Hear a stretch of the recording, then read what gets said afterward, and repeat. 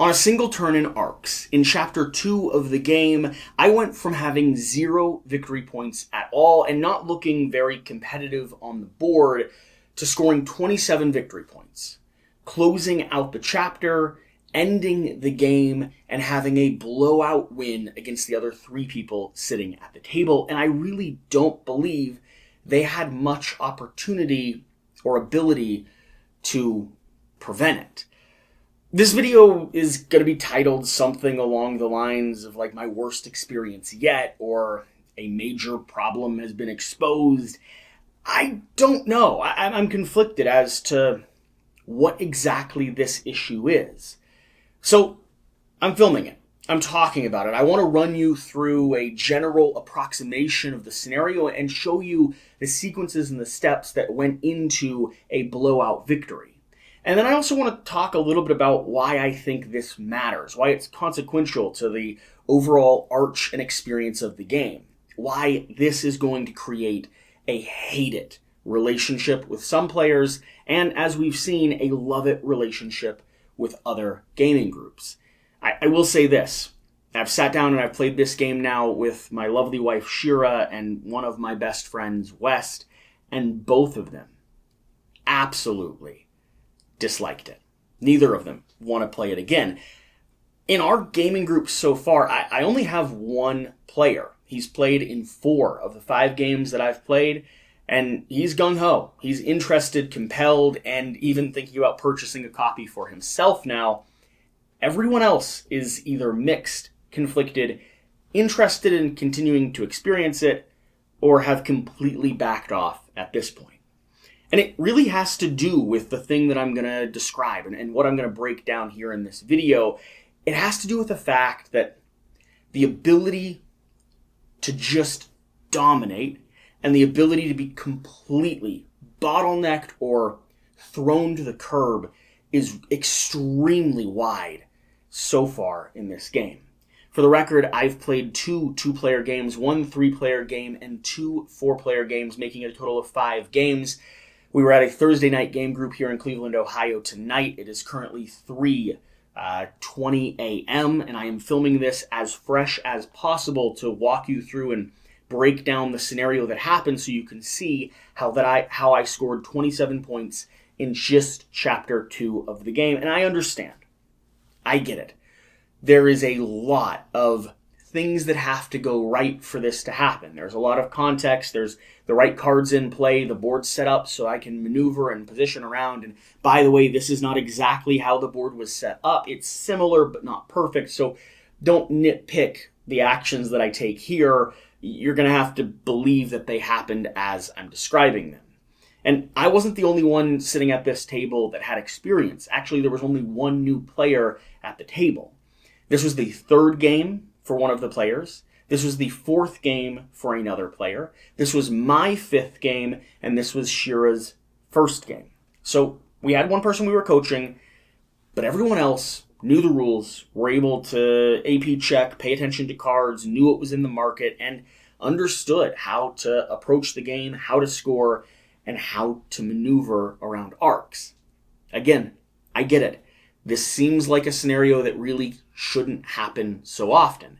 But in the 5 games I've played up until this point, I have always seen a blowout victory and a crushing defeat. I have not yet had a single game of Arcs that has resulted in a close scoring game, where one player is within the realm of possibility of winning and bringing home victory. They just needed a few extra points from 2nd place in a different position. I think that's a problem.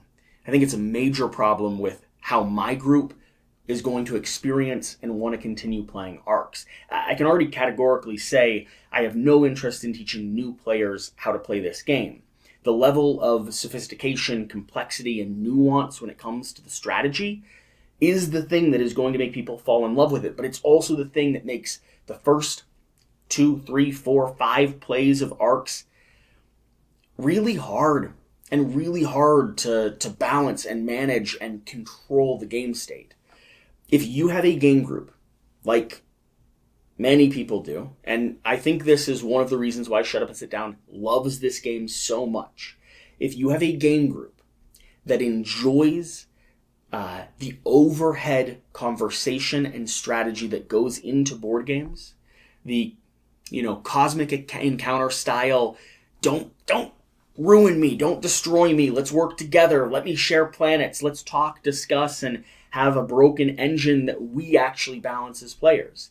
The Twilight Imperium wheel and deal and negotiate the blood on the clock tower social deduction game that is conscripted through a lying, twisting, deceitful host who knows all the information and has one job, which is to make the game as interesting and compelling as possible.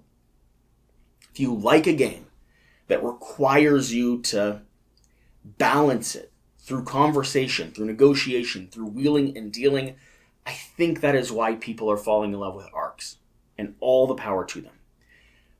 But if you're looking for a game reflective of something like Root, you're looking for a strategic puzzle, a victory point scoring game that you can solve and squeeze and everything's going to be tight and perfectly fit together, or not even perfectly fit together, but at least balanced enough that you can rely on the game to be responsible for itself and not other players around the table having to go kneecap the vagabond just so they don't win with a runaway victory, ARCs isn't that. I scored 27 points on round 2 or chapter 2 of the game. And this is how I did it. So, start working through here. This is an approximation of what we have, and by this point in the game, I've not only not scored any victory points, but I don't look very competitive for the other 2 objectives on the board. The game state is built out similar to this. Someone has declared Tycoon. The person who declared Tycoon is the person who owns the Fuel Cartel over here to the side. The Fuel Cartel is a card. When played, or when on someone's tableau, all the fuel is stored on this card. It's not there for you to use, but it counts towards your scoring. So, the Fuel Cartel is sitting out there in the tableau of another player. They also have a few resources, and they have declared Tycoon. They want to score that. Warlord has been declared. Warlord has been declared because everyone else is fighting. Many people have been fighting me, as you can see down here in the corner. I don't have many ships left, but not everyone has been fighting me. I mean, in fact, you can see with the movement on the board here, and this is about how it was set up, blue has completely left this location. They've swung all the way up here to start picking on the red player.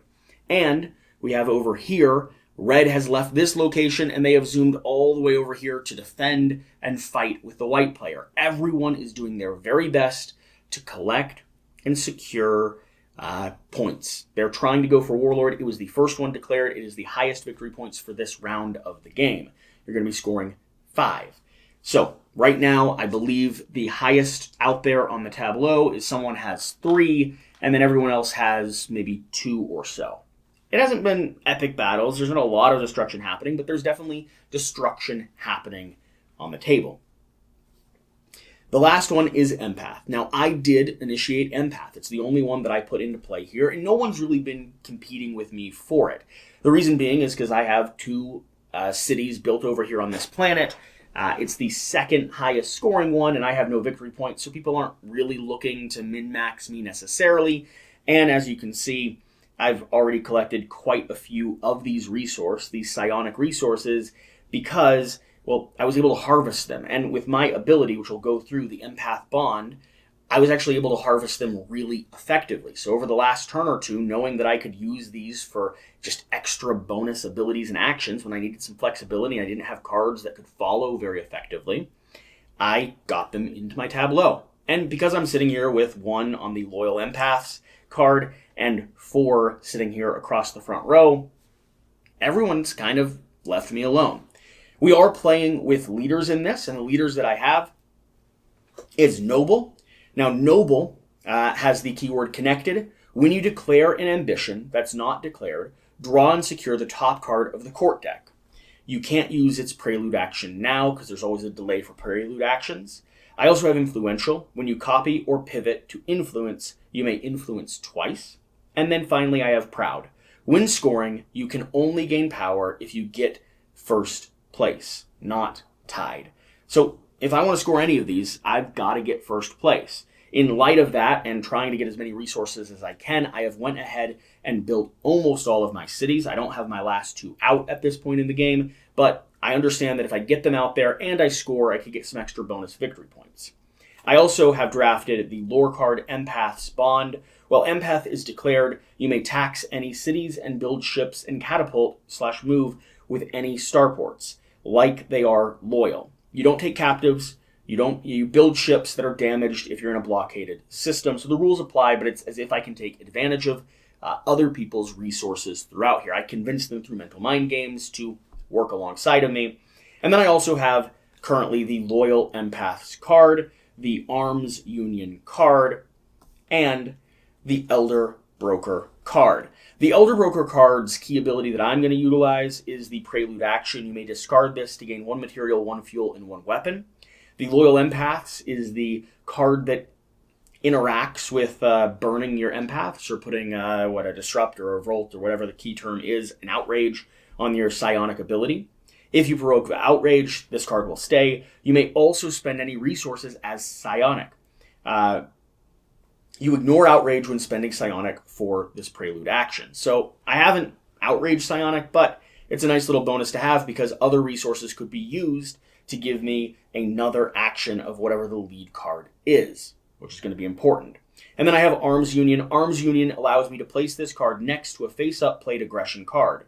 When the round ends, draw that card into your hand and discard this card. This is an extremely powerful card, and you will see why this was essential to how I, disrupted the game and flipped everything on its head.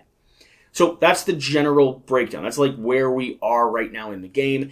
I haven't played any of these out yet. I haven't played the one out yet. We are going through phases, and I'm starting to maneuver and figure out exactly what I want to do. I do something along the lines of spending a bunch of these resources to get bonus actions for whatever card was here now and whatever card was here before. I believe the last card was a conflict card, and so I spent a lot of these doing both move and secure actions. I know I spent one getting the ability to go up here through a conflict card and securing secret order. When you declare keeper or empath, do not place the 0 marker. That's not going to matter right now, but I got that because it's going to secure my lead on empath. There is one other player out there who has one on empath already. They have 1 empath token sitting in their tableau. So if I spend all of mine, I knew that if I got a second card from the marketplace, whatever it was that gave me a point towards it, I would have it locked down as long as I went into this last phase as I'm about to describe. I go through the process. I spend, most of my resources here. They all kind of come out of play. I'm harvesting, pulling, I'm doing stuff that's getting me stuff. But the key things that I do is I look for locations where I'm going to be able to attack and build. I want to be able to get my buildings out there onto the table. Now, again, I need material in order to do that, and I was able to utilize this card to go ahead and my powers and abilities to go ahead and get some material onto my sheet. On top of that, I was also able to use this here, my Elder Broker, to get a material, a fuel, and a weapon. Again, giving me just a little bit more flexibility, so I would have discarded that. Material, fuel, and weapon is popping over here. So I went through the process now of cycling all of these little tokens through whatever card I had available or whatever card the other players had available. I have changed my board from having a lot of these psionic abilities to having quite a number of these build abilities. At least 2 of them, possibly 3 of them at the time. Again, it doesn't really matter. It's not a perfect reflection of how the game worked. I then take my actions. I begin moving, right? I'm spending some of those to reposition my ships, looking for the opportunity to build. I want to be able to fight and build because if I can fight, I can steal. If I can steal, I can steal this cartel, giving me 7 total, counting towards that victory, which is more than any other player at the table. Along with that, if I fight and steal the cartel, I'm also going to have the opportunity to potentially secure Warlord.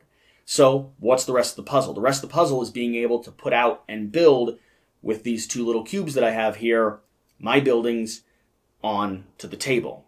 So I went through some process that has allowed me to, a turn before this or so, reposition down here to an open space port and do a similar thing over here.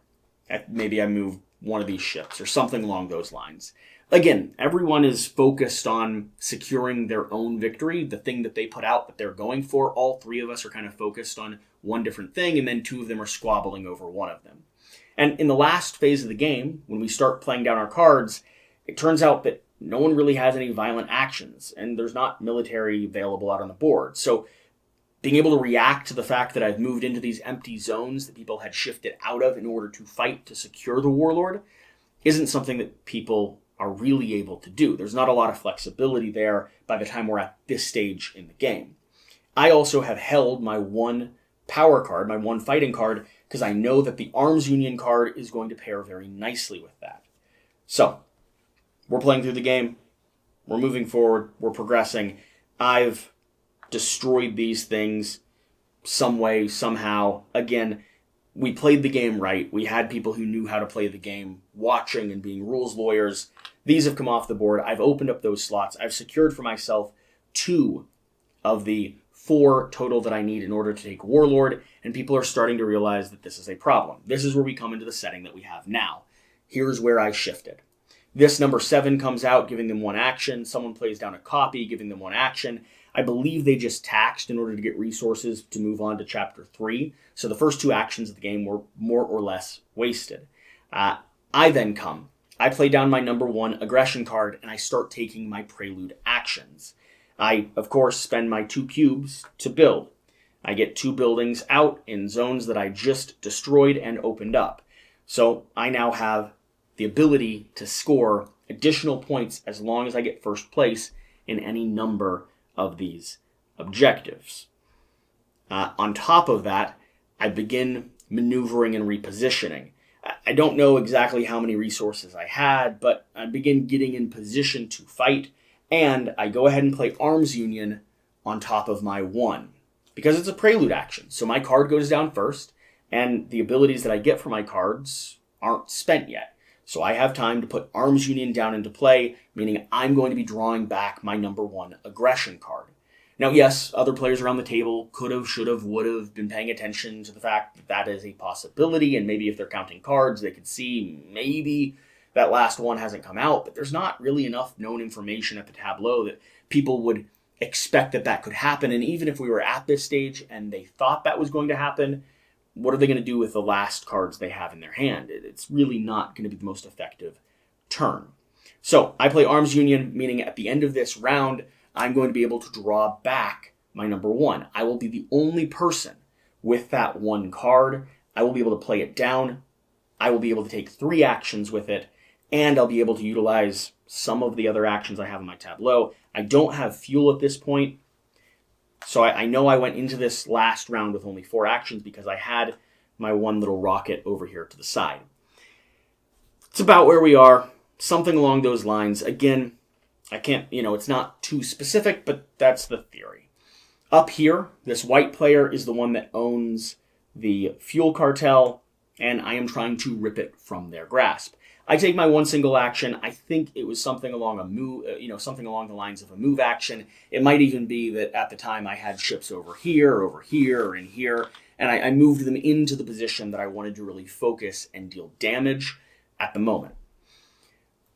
The last player goes. They play down a card. They aren't able to really respond to anything that I've done. Sure, they could reposition a little bit, but they don't have any ability to be violent, and they don't expect that I'm going to be closing out the game.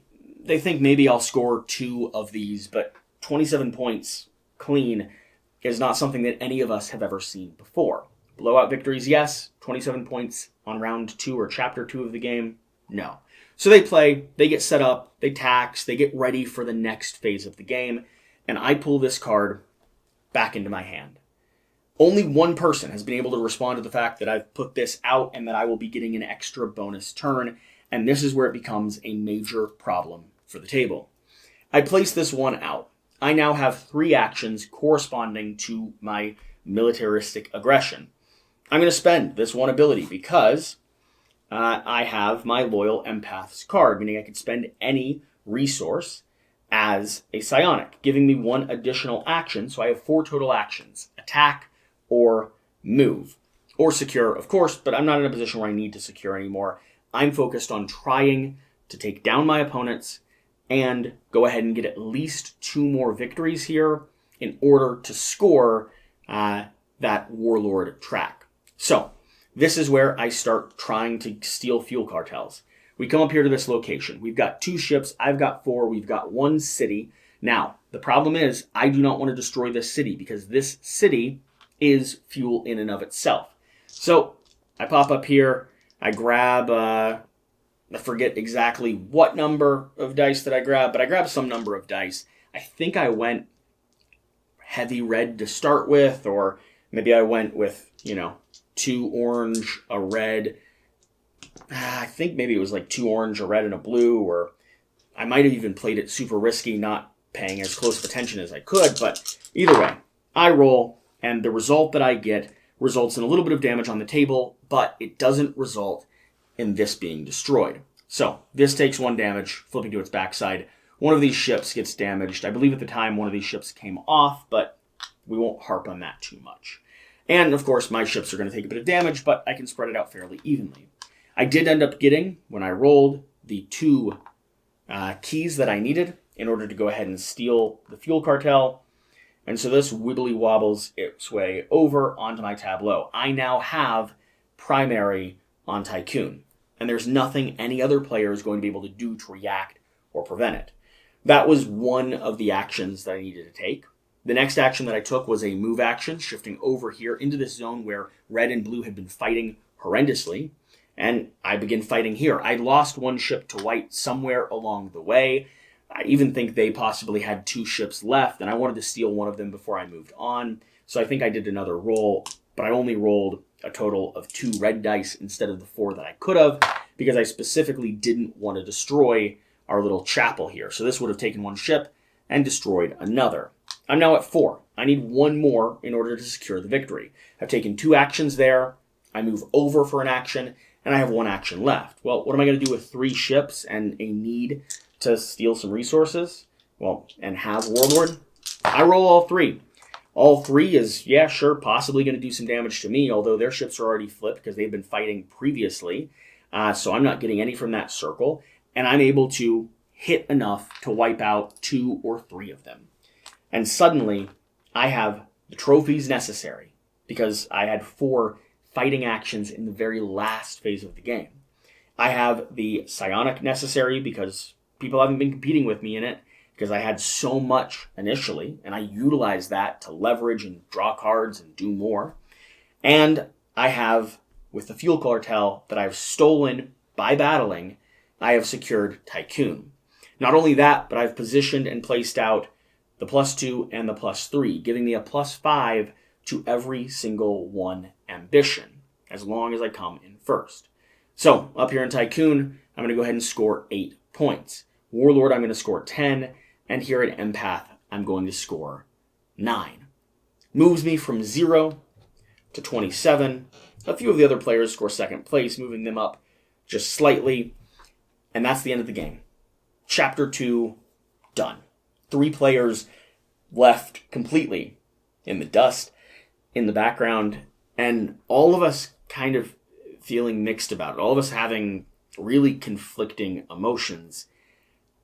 I haven't played a game yet where there hasn't been a blown out victory. And yet, I really don't like the fact that with some degree of experienced gamers, we're all, for the most part, not for the most part. We're all good at board games. We understand the logic puzzle behind them. And almost all of us at the table have played this multiple times and at multiple player counts. So we have a good sense of the puzzle that we're approaching. And we're not playing cruel. We're really trying to win. We're all trying to go for victory. We understand that keeping other people at bay is a possibility. Holding back that line, not letting it be a blowout victory is something that you should be paying attention for. And still, we're not able to stop that. And through, yes, the right cards and convenient timing and some good strategic play, I'm not bragging on myself here. This isn't about me. It's about the fact that Arcs as a game allowed for something like this to happen. I just have to contrast it with Root for you all, because I mean we're coming from a Leader Games property, a Cole Worley design, and a game that also has that race to win victory mechanic, that push the end of the game. And yeah, there are moments in Root where you can score 10, 12 points in a single swing, which is a third of the points you're looking for, but it's never until later in the game. The big problem that I have here is in order to keep the timeline, which this, by the way, was a 2-hour-long game at this point, maybe an hour 45, we're talking a little bit. But in order to keep this game interesting and timely-ish, they've set this scoring track, this ambition track, as a giant scoring puzzle that has a lot of room for swinginess. Where in Root, you're scoring from your various factions in a slow, modulated progression. The same thing in another race-to-win game like Viticulture. You're taking turns, you're playing actions, you're getting 1, 2, 3 points at a time, and you can see when another player is pulling ahead or shifting the dial. But in a 4-player game that we've all invested 2 hours in, for a scenario like this to happen, where the floor, despite everyone paying attention, the floor has been left open for someone to go from 0 victory points to immediately winning the game, it doesn't seem like a thing that should happen. I could be wrong. I don't really know, and I can't imagine many players who, upon having victory, won without much ability to gauge or control it. I can't imagine many players wouldn't find that to be slightly disjointed, broken, and or at least anticlimactic. The end of the game, left one player absolutely hating it, left another extremely conflicted. Definitely. Now, I asked, did you have fun? And their response was, I'll have to think about that. And yeah, the other player is enjoying Arcs. He was looking up ways to buy it. It's right for some people. Absolutely. Of course it is. And it's brilliant in so many ways. I mean, I love the card play here. I think the dice and the way that you draft them is awesome. I have a really big problem with the fact that the game is requiring players to balance the parts and the elements of it that seem broken. I have a big problem with the fact that so far in my play experience, I have never seen a game with a close second place. I've only ever seen blowout victories. One person's left in the dust. Sometimes there's a person around middle, which theoretically in this could be close second places if you have a 27-point swing. But it doesn't feel like that when you look at the board. And so the way that it closes out, the way that it finishes, is really hard to justify. That being said, we're still in it. We're still playing. We're still exploring. We're still going to have a pile of content continuing to come out on Arcs. And we're committed to doing a 3-part campaign. I've got, my friend who's very excited about this, that's 4 games in so far, ready to hop in. And I have another friend that's going to be driving up, which will teach, run through, get a few games under his belt, and then swing into a full recorded campaign of this. I want to get that 20, 25, 30 plays of Arcs under my belt. And I want to be able to talk to you all about it and explain and document and share what the journey is and what the experience of play is like as we're evolving and as we're learning how we relate to this title. This is coming from an extremely notable publisher. This has been reviewed by multiple people who are highly, highly respected in the industry and well-deserving of that respect, who do great quality work and are declaring this one of, if not the single best game of 2024.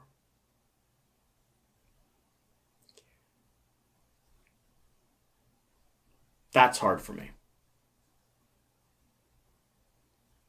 But I'm interested. I'm intrigued. I'm still excited. I do think 2 players might be my favorite balance of the game. And I'm looking forward to continuing to explore it and understand it and make some more content. So, thanks for watching. Thanks for chatting with me as I break down the odd events that has happened during our 5th game. Let me know your thoughts. Let me know if you think I overlooked anything. Again, you can't judge the board because this is a setup, abstracted example. It's not the actual play state, but these are the cards that were in play and the way that the shuffling happened. And it went on like it went on. All right. Thanks for being here. Thanks for watching. Whatever the case, though, whatever you do, remember to do the important thing.